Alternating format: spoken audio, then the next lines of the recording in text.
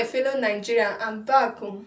Nnamdi has been sentenced to life imprisonment for terrorism-related offense. The Federal High Court in Abuja have found him guilty on all 7 counts, including inciting violence, issues, staying at home, orders, and guiding bomb making. Watch the video. The court is minded to sentence the convict Share this video.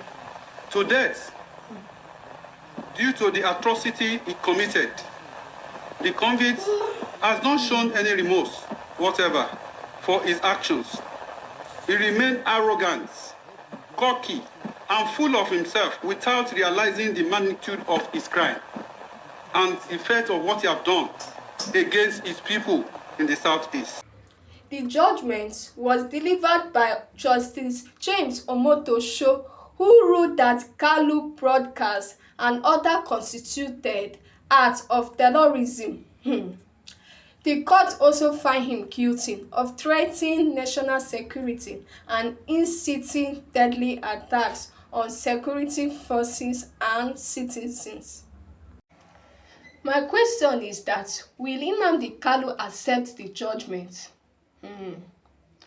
Now that Nnamdi consultant Aloy Ejimakor announced they will be heading to Court of Appeal to challenge the life imprisonment sentence handed down by the Federal High Court in Abuja. If the Court of Appeal disagree, they will take it further to the Supreme Court. Watch the video. Today is the only day I have witnessed a man being convicted for mere profit for what he said from his mouth, not what he did with his own hands.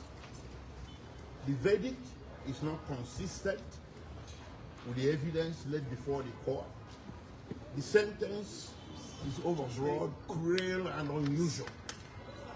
How can you convict a man for making mere broadcasts from a location that was never named, and he never started that broadcast to any single incident of violence, or even someone slapping someone, not to talk of terrorism? He did all this, he didn't lay any evidence. I don't know where this whole verdict can be grounded on law, logic, or facts.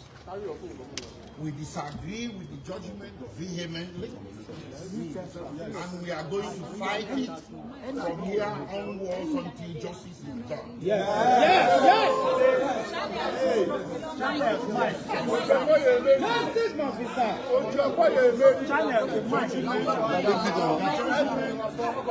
judgment is not based on law, it's not based on facts, it's based on politics, it's based on some tribal, primordial sentiments.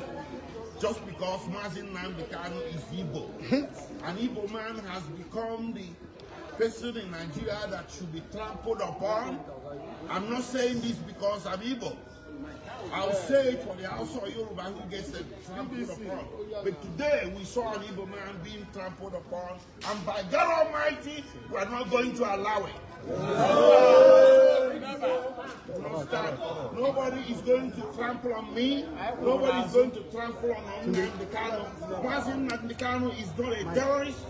He's a man that was pursuing change. To pursue a separate nation of yours is not a crime. So in Nigeria today, if somebody says don't be silly, you get convicted. Nnamdi Kanu may broadcast, and so what? And you convict him for terrorism, for mere words in the Federal Republic of Nigeria. What kind of precedent is being laid? So from here, we are heading to the Court of Appeal. The Court of Appeal is the only court in this country, or the next court in this country, that sits as a jury. We are going to approach justices there to check out what happened in court today. And we are pretty sure the justices will agree with us that today was the symbol of the travesty of justice that everybody has been suspecting all along.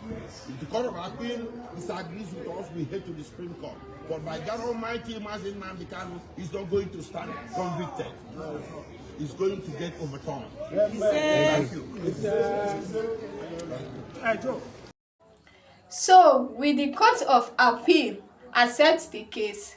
Let's hear from comment section. Make I go drink water, drop cup.